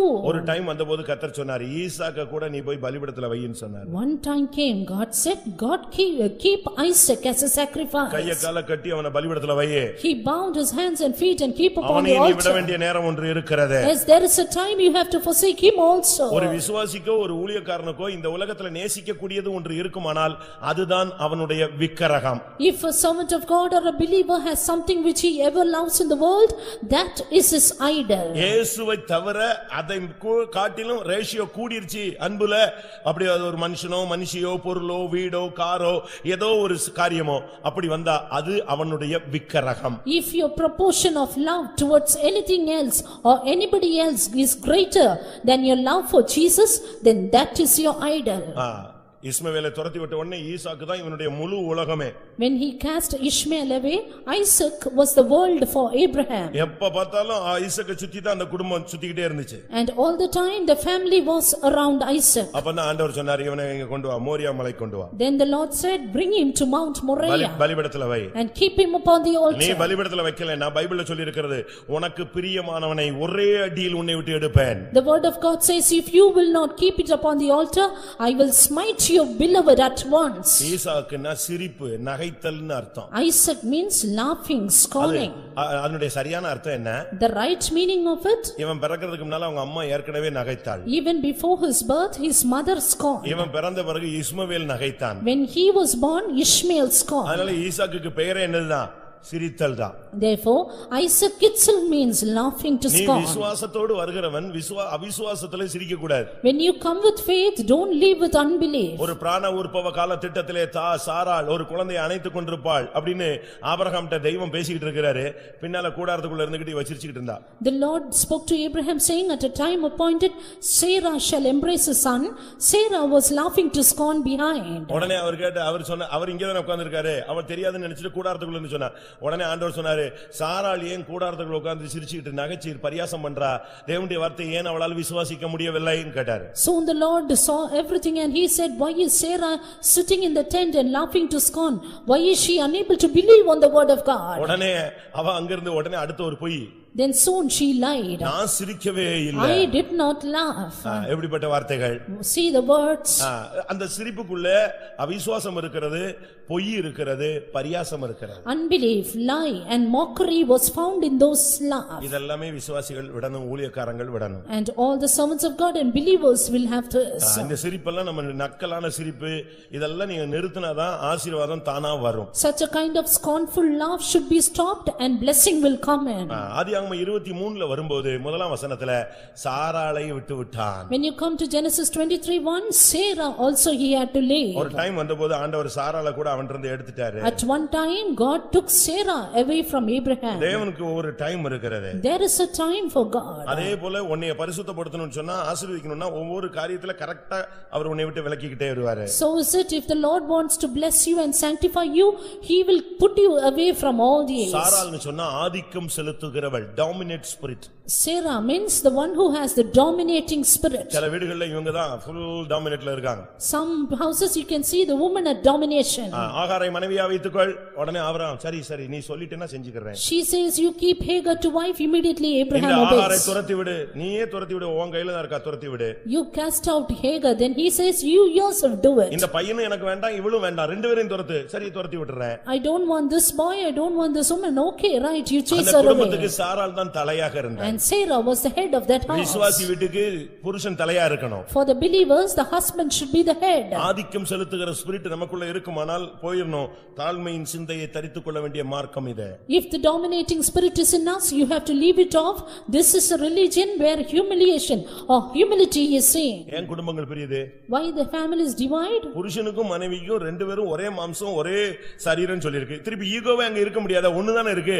ஆனா ரெண்டா இருக்கிறதுனால தான் ஈகோ ப்ராப்ளம் வருது. Husband and wife are got to be of one flesh, but because they have the ego, they have the dominating spirit, they are dividing. கல்யாணத்துல மட்டும் தான் இந்த வசனம் யூஸ் பண்றாங்க.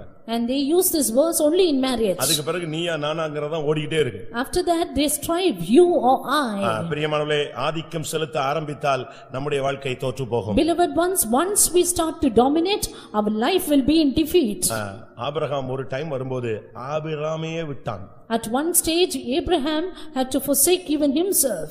அவனுடைய பழைய பெயரையே விட்டுட்டான். He forsook his old name. அவனுடைய பழைய பெயர் ஆபிராம், அதை விட சொன்னார் ஆண்டவர். The Lord said he has to forsake his old name Abram. உன்னுடைய பழைய மனுஷனை விடு. As you forsake your older one. அதுதான் உன்னுடைய ஆசீர்வாதத்துக்கு தடை. That is the hindrance for your blessing. அந்த தன்மையை விட்டு விடு. You forsake it. ஆபிராம் என்று சொன்னால் தகப்பன். And Abraham means father. Abram என்று சொன்னால் தகப்பன். Abraham means father. ஆபிரகாம் என்று சொன்னால் திரள் ஜாதிகளுக்கு தகப்பன். Abraham means father. Abraham means father of many nations. ஆண்டவர் என்ன சொன்னாரு?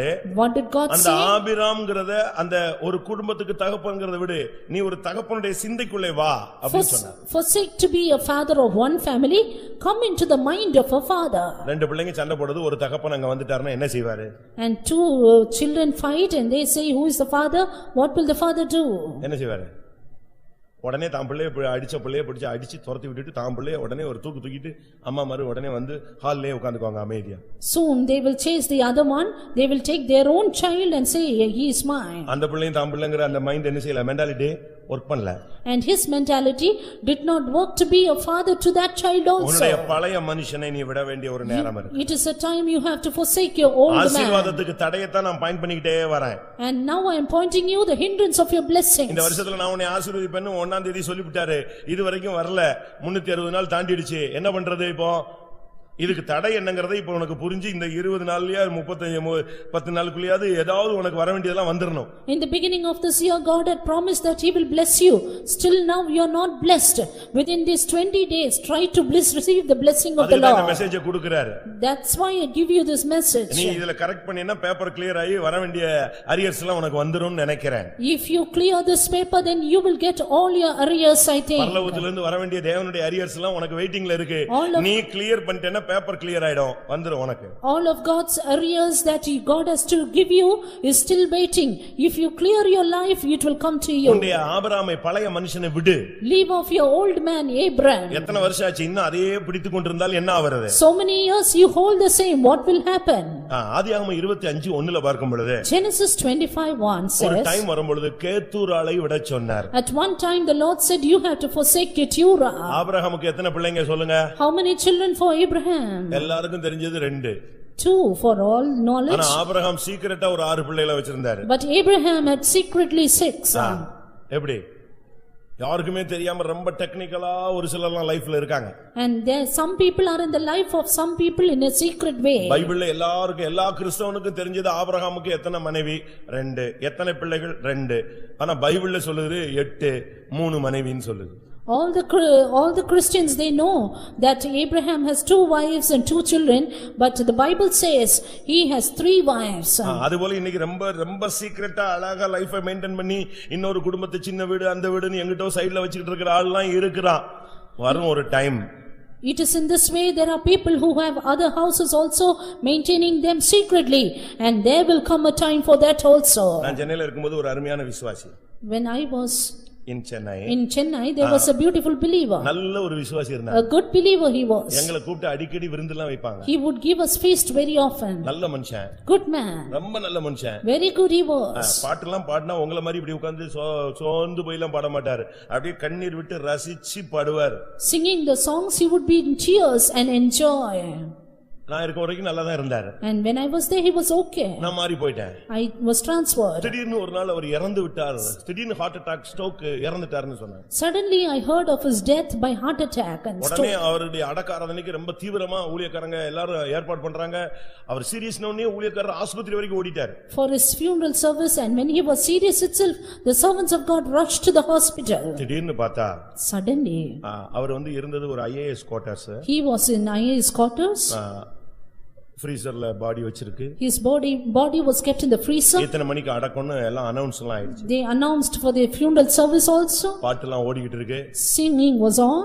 திடீர்னு ஒரு வேன்ல ஒரு அம்மா 4 பையங்க வந்தாங்க. Suddenly in a van, a mother and 4 sons came. வந்தாங்க, பார்த்தாங்க, அழுதாங்க. They came, they saw the body, they cried. டக்குன்னு பாடிய தூக்க ஆரம்பிச்சிட்டாங்க. Suddenly they lifted up the body. எல்லாருக்கும் ஒண்ணுமே ஓடல.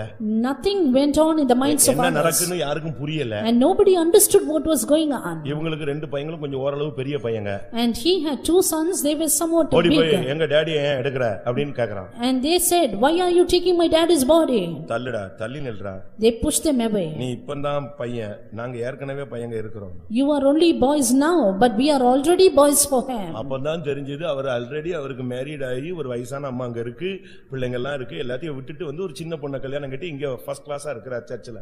It is only then they understood he was married to a woman already, had a house already, and now married to a little girl. He came to the church. அதுக்கு பிறகு ஒண்ணும் பேச முடியல.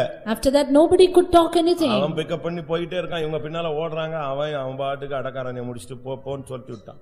They took the body, they finished the funeral service. He came back, but they could not do anything. எல்லா கவர்மெண்ட்ல இருந்து வர்றது எல்லாத்தையும் கொக்கி போட்டு இழுத்துட்டு அவன் சைடு எடுத்துட்டு. And finally they took everything to his side. அதுக்கு பிறகு தான் தெரிஞ்சது இப்படியும் ஒரு ஆள் மெயின்டெய்ன் பண்ண முடியும். நம்ம சபைக்குள்ளே இவ்வளவு தீவிரவாதிகள் எல்லாம் இருக்காங்க. It is then we understood of such terrorists in the church also. இங்க யாராவது இருக்கீங்களா? Is any of you like this? ஏன் இந்த மெசேஜ் வருதுன்னு எனக்கும் புரிய மாட்டேங்குது. நானும் புதுசு. I don't understand why this message is coming, even I am new. கவனமா இருக்கணும். You have to be cautious. ஆதியாகமத்திலே 25:1 கேத்தூராள் என்ற ஒரு பெண்ணையும் அவர் விவாகம் செய்து வைத்திருந்தார். Genesis 25:1 says Abraham had one girl called Keturah as his wife. ஆரம்பத்துல அழகா பைபிள் வந்துட்டு லாஸ்ட்ல ஒரு முடிச்ச அவுத்துருச்சு. In the beginning was very beautiful, but வெளியரங்கமாகாத ரகசியம் கிடையாது. that there is no secret which cannot be manifest. அதுக்கு 6 பிள்ளைங்க. Next 6 children for him. கேத்தூராள் என்று சொன்னால் வாசனை கூட்டப்பட்டவள். Keturah means fragrant shutter. இன்னைக்கு வாசனை கூட்டப்பட்டதெல்லாம் போட்டு தான் நம்ம ஆளுங்க ஒரு சிலர்லாம் சர்ச்சுக்கே வராங்க. And you can see some people they coming with their scents and fragrance. அப்படிதானே வர்றாங்க. பைபிள்ல சொல்லி இருக்கு வாசனை வீசி வருகிற அவர் யார் அப்படினு. Who is she with coming with her scent, says the word of God. அதே மாதிரி தான் நம்ம ஆளுங்களும் அதே வசனத்துக்கு படியே வரணும்னு ட்ரை பண்றான். Yes, our people also try to come with that verse. இதெல்லாம் பூசிக்கிட்டு வரலாம். ஏசாயா 2 அதிகாரம் 2 3 அதிகாரத்தை வீட்ல போய் உட்கார்ந்து படிச்சு பாரு, இதுக்கெல்லாம் என்னென்ன ஜட்ஜ்மென்ட் இருக்குன்னு ஒரு லிஸ்டே இருக்கு. You may have come with all these perfumes, but there is a list of judgment given for those people. இதையும் கர்த்தர் விட சொன்னார். The Lord said, forsake this also. அவளையும் விடு. Leave her also. உன்னுடைய ஜீவியத்திலே கர்த்தர் தான் உனக்கு வாசனை, சுகந்த வாசனை. Only God is your fragrance in your life. உன் லைஃப் தான் வாசனை வீசணுமே தவிர எழுத்தின் பிரகாரமா இத பெர்ஃபியூம்ஸ் அடிச்சு நீ சுத்த கூடாது. செத்து போனவனுக்கு மட்டும் தான் நம்ம மிஷன்ல அடிக்கிறோம். Your life should be fragrant in your life, and you should not put on perfumes. Only dead people will be perfumed. அப்படியே கரெக்ட் தான நான் சொன்னதே? What I am saying is it correct? நம்ம எல்லாம் சர்வீஸ்ல இருக்கணும்னு அடிக்கிறோம். We have all these sent over us. நீ உயிரோட இருக்கும்போதே அடிச்சிட்டு வந்துட கூடாது செத்து போன மாதிரி. You being only after your death you have to be perfumed. நான் சொல்றது உங்களுக்கு ரொம்ப டஃப்பா இருக்கும். 2வது வாரமே சூடு பிடிக்குதுன்னு. எனி டைம் சூடு பிடிச்சிட்டே தான் இருக்கும். What I am saying will may be tough for you, and you may think I am hot even in the second week. வருஷ கடைசி ஆபரேஷன் பண்ணனும். This is the last or the end of the year, we have to conduct surgery. ஆகணும், பேஷண்டும் தப்பணும். And then the patient and the doctor should escape. அதுதான் எங்களுடைய target. That is my target. இந்த கேத்தூராளையும் விட வேண்டிய ஒரு டைம் வந்தது. யாருக்குமே தெரியாது. முதல்லயே இது சாராளுக்கு தெரிஞ்சிருந்தா ஆகாரம் கொடுத்திருப்பாளா? The time it has to come that he has to forsake Keturah, had she known Sarah, would she have left? யோசிச்சு பாருங்க. You just think. ஒரு வேலைக்காரியை பிடிச்சு கல்யாணம் கட்டி வச்சிட்டு இந்த காரியம் முதல்லயே தெரிஞ்சிருந்தா இவன் செஞ்சிருக்க மாட்டா, இந்த தவற செஞ்சிருக்க மாட்டா. If Sarah had already known this, she would not have committed the mistake of giving her servant to the husband. இப்ப இந்த 2 மனைவி 3 மனைவிலாம் எல்லாரும் சாலமோனை கூப்பிட்டு வராங்க. சாலமோனே பரலோகத்துக்கு போகாத ஆளு, அவனை பிடிச்சு இழுத்துட்டு தான் நம்மால் வர்றான். And some people they bring Solomon for as an example for them. He doesn't go to heaven also. Solomon விசுவாச வீரர் பட்டியல்ல கிடையாது. Solomon is not on the list of heroes of faith. சாலமோனுக்கு 1001 மனைவி. Solomon has 1000 and other wives. அப்படிதான் Bible சொல்லுகிறது. That is what the Bible says. 700 வைப்பாட்டி 300 மறுமனையாட்டி இப்படியா வச்சு தலையறது. 200 concubines and 300 wives.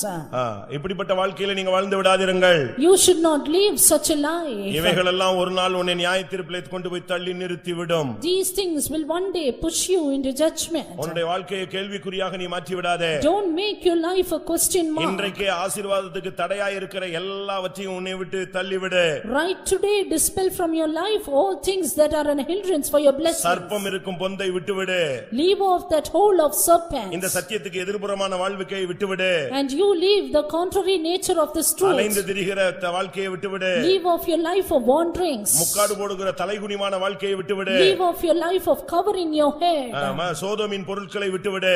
Forsake the objects of Sodom. பாவத்தின் அடிமைத்தனத்தை விட்டு விடு. Forsake the bondage of sin. உன்னுடைய வாழ்க்கையில இருக்கிற துஷ்டத்தனத்தை விட்டு விடு. Forsake the wickedness in your life. சிரிப்பு பரியாசம் விளையாட்டு ஏளனங்களை விட்டுவிடு. Forsake your laughing to scorn. உன்னுடைய ஆதிக்கம் செலுத்துகிற தன்மையை விட்டுவிடு. Forsake your dominating nature. தாழ்த்தி பார், உன் வாழ்க்கை செழிப்பாய் இருக்கும். Try to humble, your life will prosper. உன்னுடைய பழைய மனுஷனை விட்டுவிடு. Leave your old man. எழுத்தின் பிரகாரமான வாசனை வாழ்க்கையை விட்டுவிடு. Leave out your life of sending literally. ஆண்டவர் சொன்னாரு இந்த கேத்துராளுடைய பிள்ளைகளையும் விட்டுவிடுன்னாரு. The Lord said, forsake the children of Keturah. அவங்களுக்கு நன்கொடையை கொடுத்து துரத்தி விட்டுரு, ஈசாக்குக்கு மட்டும்தான் நான் ஆசீர்வாதம் தருவேன் சொன்னார். He said, give them gifts and send them away. I will give the blessing only to Isaac. முதல் பிள்ளை சிம்ரான், கேத்துராளுடைய ஃபர்ஸ்ட் பிள்ளை.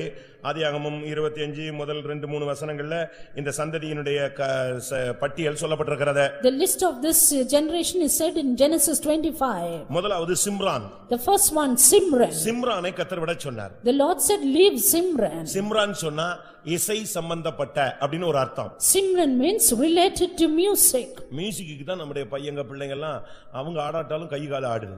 Our boys and girls, they nod their heads and feet just for the music. பெரிய ஆளுங்க கூட இசை கேட்டால் புவி அசைந்தாடும் சொல்லுவான். And it is said even the earth will tremble at the music. இசையில எத்தனை பேர் அடிமையா இருக்கீங்க? How many of you are addicted to music? இசையை தேவன் உண்டு பண்ணினார். God created music. ஆனா அந்த தூதன் விழுந்து போனான். But that angel fell. அந்த தூதன் தான் பூமியில மறுபடியும் இசையை ஸ்தாபித்தான். That angel once again established music upon the earth. காயினுடைய சந்ததியில தான் மியூசிக் வருகிறது. And you can see the generation of Cain having music. அதனால மியூசிக் போடுறவங்க எல்லாம் நான் என்ன வித்தியாசமா சொல்றேன்னு நினைச்சிட கூடாது. Therefore musicians should not think me strange. ஆதியாகமம் 4 அதிகாரம் 21ல தான் கின்னரம் நாகசுரம் எல்லாம் ஸ்டார்ட் ஆகுது. Genesis 4:21 says about this harp and organ. தெய்வீக இசை தேவை. You need a divine music. தெய்வீக இசையில பிசாசு ஓடும். Then demons will flee at divine music. அந்தகார சக்திகள் விலகும். And powers of darkness will be dispelled. தெய்வீக இசையில தீர்க்கதரிசனம் வரும். Divine music will bring prophecies. உலக இசை சம்பந்தப்பட்ட காரியங்களை நீங்க சிக்கிவிட கூடாது. Do not indulge in matters regarding worldly music. நம்முடைய விசுவாசி ஒருத்தர் வந்து ஒரு பையனுக்கு ட்ரம்ஸ் சொல்லி கொடுக்க போனார், சர்ச்சில் அடிக்கணும்னு சொல்லி. One of our believers said his son has to play music in the church, so went to learn drums. அவன் கொஞ்ச நாள்ல ராக் மியூசிக்ல ரொம்ப ஸ்பீட் ஆயிட்டான்.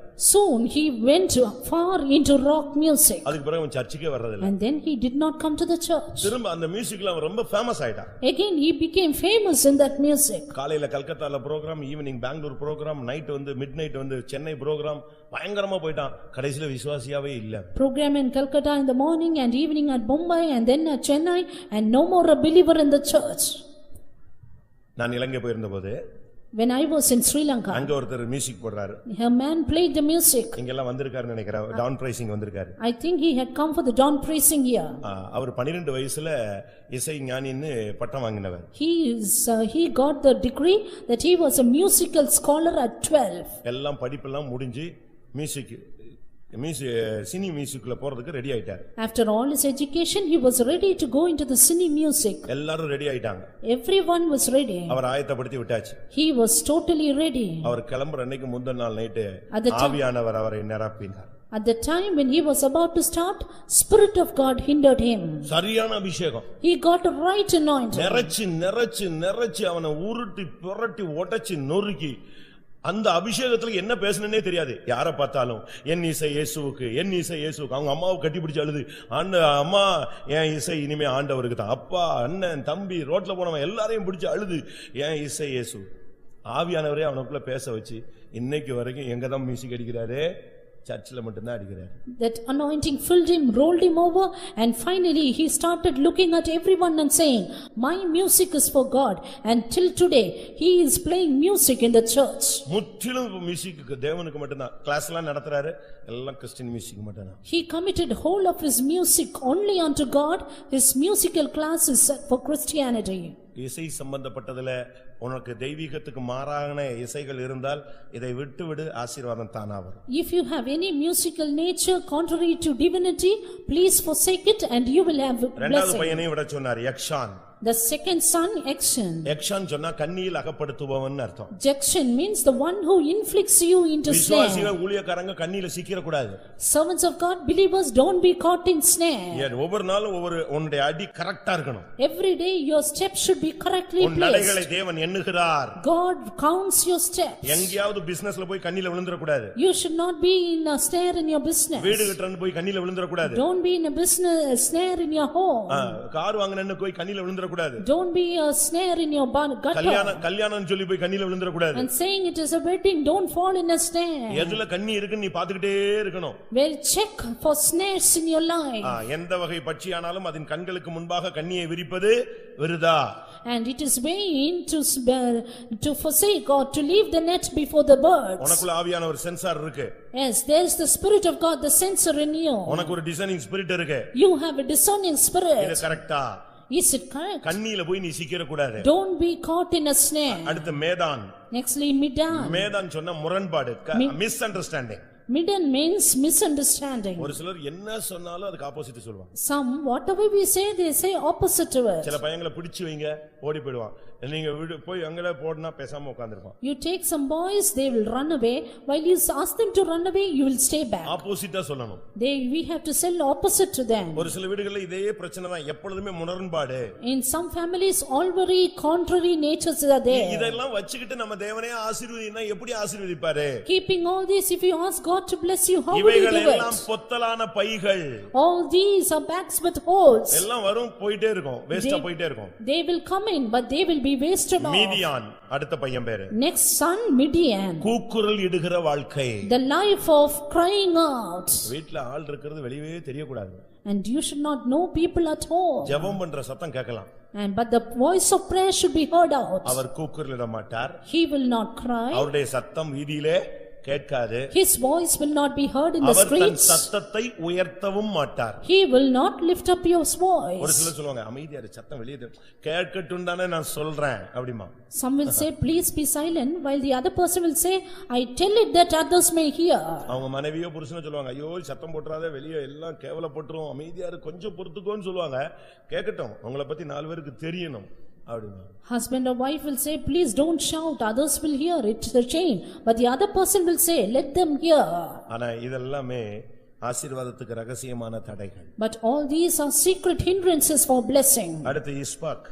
Nextly, Ishbak. அப்படி ஒரு பையன் இருந்தான். A son like that. அப்படினா அவர் விட்டு விடுவார்னு அர்த்தம். It means they will forsake him. தேவனை விட்டு விடுகிற வாழ்க்கை உனக்கு இருந்தா ஆசீர்வாதம் எப்படி வரும்? If you have a life of forsaking God, how will you get the blessing? கடைசி பிள்ளை பேர் வந்து சூவாக். The final name Shua. அப்படினா என்ன அர்த்தம்? மொத்தமாக தொடைத்து போடு. It means totally erase off. அப்படினா என்ன அர்த்தம்? What does it mean? உனக்கு வர்ற ஆசீர்வாதங்களை இந்த சுபாவங்கள்லாம் இருந்துச்சுன்னா மொத்தமா தொடச்சு போட்டு போய்டும். If you have all these natures, all the blessings will be erased off from your life. நான் உன்னை ஆசீர்வதிப்பேன். I will bless you. நீ ஆசீர்வாதமாய் இருப்பாய். You will be a blessing. உன்னை ஆசீர்வதிக்கிறவர்களே ஆசீர்வதிப்பேன். I will bless them that bless you. உனக்குள் பூமியின் வம்சங்கள் எல்லாம் ஆசீர்வதிக்கப்படும். In thee shall all the families of the earth be blessed. இதெல்லாம் எவ்வளவு அருமையான வார்த்தைகள். What beautiful word it is. ஆனால் இதை சொந்தமாக்க ஒரு தேவனுடைய பிள்ளை விட வேண்டிய பல காரியங்கள் இருக்கிறது. But to inherit it, a child of God has to forsake many things. சில காரியங்களை நாம் விட்டுறோம். We have left something. ஆனா எல்லாத்தையும் விடும் பொழுது பரிபூர்ண ஆசீர்வாதம் வரும். But when you forsake everything, you will have perfect blessing. இந்த ஆசீர்வாதங்கள் வரும் பொழுது ஆவிக்குரிய ஆசீர்வாதங்களும் தானா வரும். When these blessings come in, spiritual blessings will automatically come into your life. உண்மையுள்ளவன் பரிபூர்ண ஆசீர்வாதங்களை பெறுவான். A faithful man shall abound with blessings. அப்ப உண்மைங்கிறது ஸ்பிரிச்சுவல், ஆசீர்வாதங்கிறது உலகம். ரெண்டுமே இது வரும்போது அது வந்துரும். Faithfulness is spiritual nature, blessing is that of the world. When this is there, that will automatically come in. சாதாரண ஆசீர்வாதம் அல்ல. Not an ordinary நீ blessing. உண்மையா இருக்கும்போது பரிபூர்ண ஆசீர்வாதம் வருகிறது. When you are faithful, perfect blessing will come. இப்ப பாருங்க பேலன்ஸா போயிட்டே இருக்கும். Now both will be balanced there. ஆவிக்குரிய ஆசீர்வாதம் இருக்கும், பூமிக்குரிய ஆசீர்வாதம் இருக்கும். Spiritual blessing, also worldly blessing. அப்படி இருக்கும் பொழுதுதான் இந்த உலகத்தின் பொருட்கள்ல உங்களுக்கு நாட்டம் வராது. ஆசீர்வாதம் தானா வருது. அதுக்கு பின்னால நீ ஓட போறதில்ல. நீ உண்மையா இருக்க உன்னை கர்த்தர் உயர்த்திக்கிட்டே வருவார். When this is so, you will not seek after worldly blessings, because even as you are faithful, God will add these worldly blessings to you. தானியேலுடைய வாழ்க்கையில் குற்றம் கண்டுபிடிக்கப்பட முடியவில்லை. Daniel could not be accused in his life. அவன் உண்மையுள்ளவனாய் இருந்தான். He was faithful. அதே நேரத்துல ராஜ்யத்துல 3வது ஸ்தானத்துல போயிட்டே இருந்தான். At the same time, he was going toward the 3rd position in the kingdom. இந்த ரெண்டுமே பேலன்ஸ் அவனுக்கு போயிட்டே இருந்ததுக்கு காரணம் என்ன? Both these were balanced in his life. Reason? ஆண்டவருக்காக விட வேண்டிய காரியங்களை விட்டுக்கிட்டே இருந்தான். He kept on forsaking that which he had to do. நம்மில் எத்தனை பேர் ஆசீர்வாதத்தை பெற வாஞ்சிக்கிறோம்? How many of us want to receive the blessing? எல்லாரும் கண்களை மூடுவோம். Let us all close our eyes. இது ஒரு தேவனுடைய நேரம். This is the time for God. கர்த்தர் ஒரு சிலரோடு பேசும்படியாக பல வருடங்களாக விரும்பினார், இன்றைக்கு பேசி இருக்கிறார். Many years together God want to speak to some people, and today he has spoken it. ஆசீர்வாதம் ஏன் வரவில்லை, ஏன் தரித்திரம், ஏன் தடை, ஏன் இன்னும் வறுமை, ஏன் இன்னும் போராட்டங்கள், ஏன் எனக்கு காரியம் வாய்க்கவில்லை என்று நீ கேள்வி கேட்டாயே, உனக்கு இன்றைக்கு பலவிதமான வித்தியாசமான கோணங்களில் உனக்கு கர்த்தர் பதில் கொடுத்திருக்கிறார். You were asking the question, why hurdles, why difficulties, why this pain, and why not blessing? But God has given you the answer for us today. இதுல எது உனக்கு ரிசல்ட்டோ அதை எடுத்து கிளியர் பண்ணு. Whichever is the result for you, you take it and clear it. நீ அதை clear பண்ணிட்டேனா அது ஒரு கெமிக்கல் ரியாக்ஷன் மாதிரி. When you clear it, this is like a chemical reaction. நீ இத கிளியர் பண்ணும்போது உனக்கு ரியாக்ஷன், உனக்கு ஆசீர்வாதம் தானா வரும். When you clear it, your reaction will be blessing. ஆவிக்குரிய காரியத்தை கரெக்ட் பண்ணு, பூமிக்குரிய ஆசீர்வாதம் மழை போல பொழியும். Rectify your spiritual matters, and worldly blessings will shower upon you. தேவனுடைய வார்த்தையை விசுவாசிக்கிறவர்கள், எனக்கென்று எடுத்துக்கொண்டவர்கள், ஆசீர்வாதம் வேண்டும் என்று தவிக்கிறவர்கள் கண்களை மூடி முழங்கால் படியிடுவோம். Those who have taken the word of God as for themselves, those who are earning for blessings, let us close our eyes and be on our knees. ஒரு ஊழியக்காரன் இவைகளை விட்டால் அவனுடைய ஊழியம் செழிக்கும். If a servant of God forsakes this, his ministry will prosper. ஒரு விசுவாசி இந்த காரியங்களை விட வேண்டியதை விட்டால் அவனுடைய வாழ்க்கை செழிக்கும். If a believer forsakes these things, his ministry, his life will prosper. கர்த்தரை நம்புகிறவனோ செழிப்பான். He that trusteth in the Lord shall prosper. நீ கர்த்தரை நம்பித்தானே இந்த மார்க்கத்தில் அடி எடுத்து வைத்திருக்கிறாய். Did you not step into this religion trusting into the Lord? இயேசு போதும் என்றுதானே இந்த மார்க்கத்தில் நீ பைபிளை கையில் எடுத்திருக்கிறாய். Have you not the Bible in your hand saying Jesus is enough? எப்படி ஆயினும் இந்த பாதையிலே போய் நான் பரலோகத்தில் போய் சேர வேண்டும் என்றுதானே இதை நம்பி இந்த உபதேசத்துக்கு ஒப்பு கொடுத்திருக்கிறாய். Did you not yield yourself to the doctrine saying somehow I have to reach heaven? அப்படியானால் இன்னும் நீ சில காரியங்களை விட வேண்டும் என்று கர்த்தர் உன்னோடு பேசி இருக்கிறார். Then the Lord had spoken to you that you have to forsake some more things. நீ இன்றைக்கு விட்டால் இன்றைக்கு ஆசீர்வாதம். If you forsake it today, blessing is for you today. நீ நாளைக்கு தான் விட முடிந்தா நாளைக்கு தான் உனக்கு ஆசீர்வாதம். If you give it only tomorrow, then tomorrow is the blessing. இன்னும் 10 வருஷம் கழிச்சு தான் என்னால இதெல்லாம் கிளியர் பண்ண முடியும்னா அதுக்கு பிறகு தான் உனக்கு blessing தேவன் கொடுக்க முடியும். Or else only after 10 years you can clear, God will bless you only then. நீ பாத்திரத்தின் மூடியை திறந்தால் கர்த்தர் அதை நிரப்ப ரெடியா இருக்கிறார்.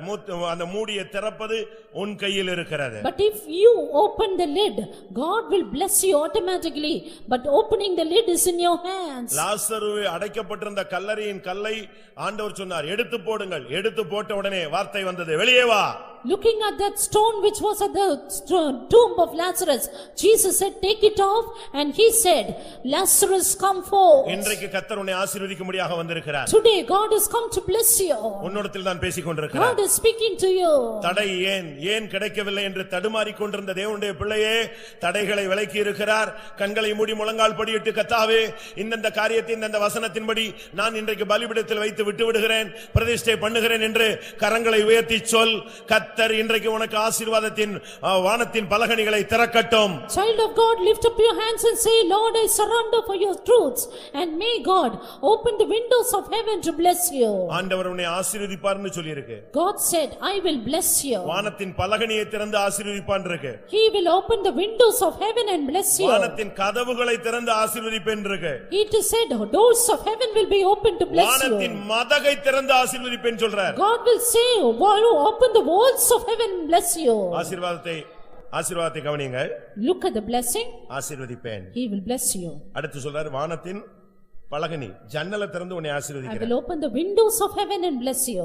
அதுக்கு அடுத்து சொல்றார் வானத்தின் கதவுகளை திறந்து உன்னை ஆசீர்வதிப்பேன். Then I will open the doors of heaven and bless you. அதுக்கு அடுத்து வானத்தின் மதகுன்னு சொன்னா அந்த டேம் அடைச்சு வச்சிருப்பாங்களே அதை திறந்து நான் உன்னை ஆசீர்வதிப்பேன். அப்படியே டேம்ல உள்ள தண்ணி வர்றது போல உனக்கு ஆசீர்வாதம் வரும். Then God will open the walls of heaven and bless you, and blessings will come as the dam water. எத்தனை பேருக்கு அப்படிப்பட்ட ஆசீர்வாதம் வேணும்? How many of you need blessings? இது உன்னுடைய ஒப்புக்கொடுத்தலில் இருக்கிறது. This depends on your surrender. புறப்பட்டு வா என்று சொன்னான், உடனே தேசத்தை விட்டான், குடும்பத்தை விட்டு எல்லாத்தையும் விட்டு வெளியே வந்து விட்டான். The Lord said, "Get thee out." Immediately he came out of his country, kindred and father's house. ஒரு டைம் வந்தபோது ஒவ்வொண்ணா விட சொல்லிக்கொண்டே வந்தார். And every time he kept on saying one by one, நீ சில காரியங்களை விட்டிருக்கிறாய், you have left certain things. இன்னும் சில காரியங்கள் விடும்படியாதான் கர்த்தர் உன்னோடு பேசிக் கொண்டிருக்கிறார். God is speaking that you may live even more. ஆண்டவரே நான் விடுகிறேன் என்று சொல், தேவன் ஆசீர்வதிக்கிறேன் என்று வாக்கு பண்ணுகிறார். You say, "God, I will live," and God promises to bless you. எல்லாரும் 2 நிமிஷம் கர்த்தருடைய கரங்களை ஒப்பு கொடுப்போம். 2 minutes, let us yield ourselves to the hand of தேவனே God. என் வாழ்வின் ஆசீர்வாதத்துக்கு தடைகள் எல்லாம் உம்முடைய கரத்தில் ஒப்பு கொடுக்கிறேன்.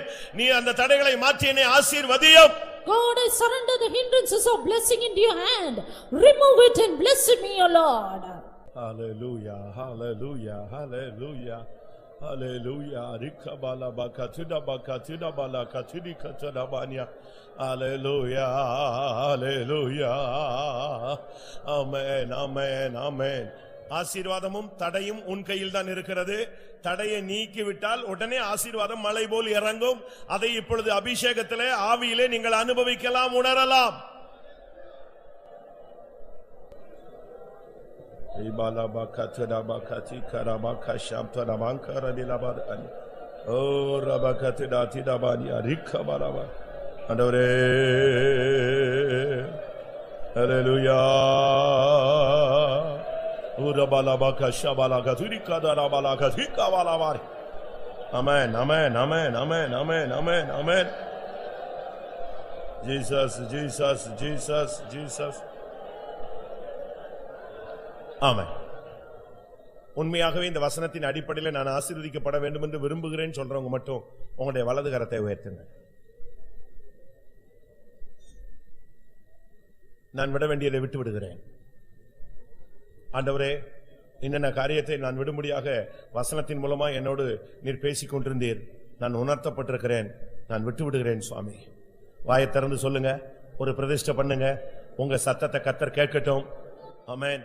உன்னுடைய வறுமை நீங்கட்டும், உன் தரித்திரம் நீங்கட்டும், உன்னுடைய அபிஷேகம் புதுப்பிக்கப்படட்டும்.